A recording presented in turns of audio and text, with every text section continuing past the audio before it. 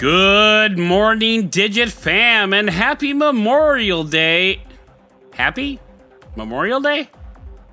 Maybe it's time we reevaluate that greeting. Anyway, most of you are off of work, and as you're listening to this, I am too. Beer is flowing and chicken is cooking, and I can't wait to get to that. So how about we just cut the babble, yeah? It's May 27th, 2019, and this is your Digit Daily. Computex is here, and even if it wasn't the set for Weird Al Yankovic's video It's All About the Pentiums, this would still be a big deal.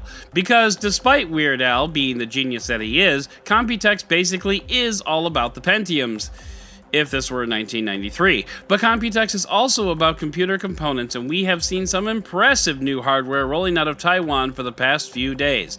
And the official line from the newsletter is that if you're thinking about buying a laptop or PC, give it a week.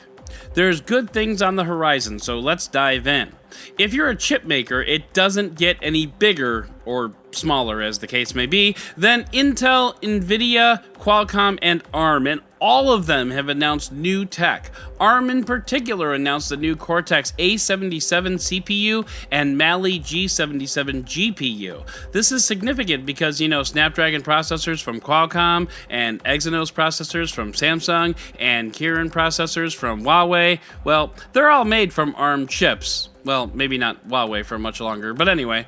The Android Authority podcast, link in the show notes, spoke with Gary Sims about these new processors and SoCs in general, and I highly recommend you check it out, link in the show notes. Anyway, we should start to see new devices rolling out based on these new technologies pretty soon. As an example, Nvidia announced that it shot its Quadro RTX 5000 graphics hardware with a shrink ray, and now it's ready for laptops. It also announced RTX Studio, which certifies new laptops that can handle all the chutzpah that the RTX 5000 can put out. Now, several laptop manufacturers have announced new hardware that is certified, the first being Razer, with its new Razer Blade P15 and Pro 17 models. In addition to the new graphics hardware, these puppies also pack 4K OLED screens. No pricing or availability yet because Razer hates us, but we also expect to see new hardware from Asus, Dell, HP, and more before the end of June. One creator, David Amell from Android Authority, is particularly excited. These laptops are not just built for gamers after all, but creators as well. He said Apple has been winning pro users for some time, and while gaming laptops have been making strides, we're now seeing a real focus from PC makers to bring out hardware designed specifically for creators. From hardware to software, these creator-focused devices are even seeing 100-plus creative apps GPU optimized, including Adobe Premiere, Lightroom, DaVinci Resolve, and more. I want one so bad. Yeah, we feel you, David. We feel you. Intel and AMD followed up with their own announcements. Intel announced its 10th generation chip Ice Lake, which is its first 10nm processor made in volume. It supports Thunderbolt 3 and Wi-Fi 802.11ax, which is really exciting for people who know what the hell 802.11ax means. Meantime, I'll just smile and nod. And finally, AMD announced a 7nm desktop chip, its third generation Ryzen CPU. The Reader's Digest version of this story is that the chip has all the power of Intel's last generation Core i9, but at less than half the price. Cheaper laptops for all. AMD has more announcements slated for June 10th, so you can bet we'll be talking about them more. But hey, it's a holiday. The only chips we want to hear about come with salsa, and ooh, now I want salsa. So let's get spicy and head into the roundup!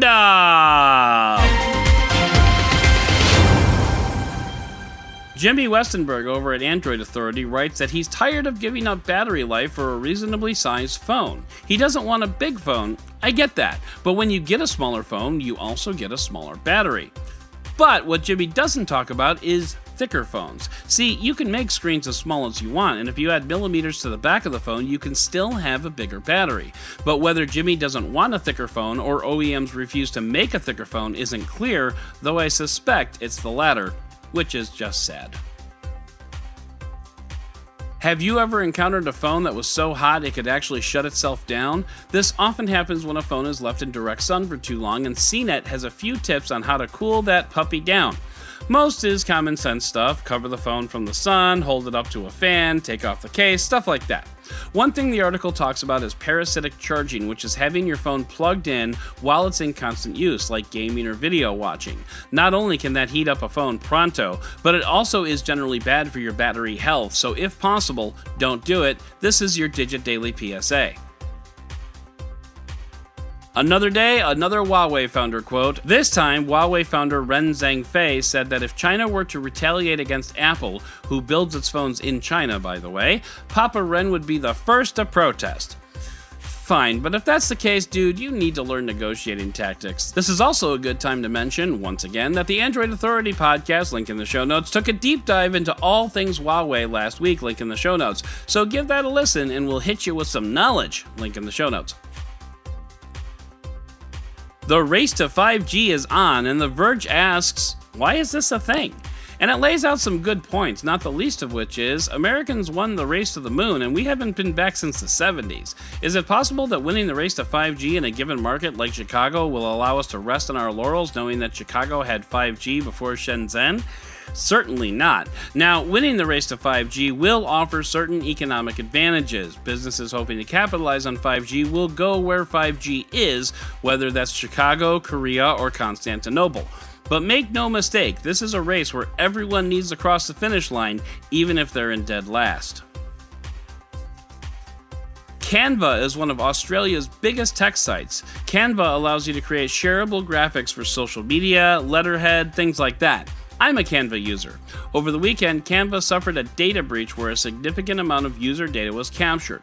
On the face of it, you think usernames and passwords, but then consider that you can create things like letterhead and resumes with Canva, and suddenly this seems like a much bigger deal.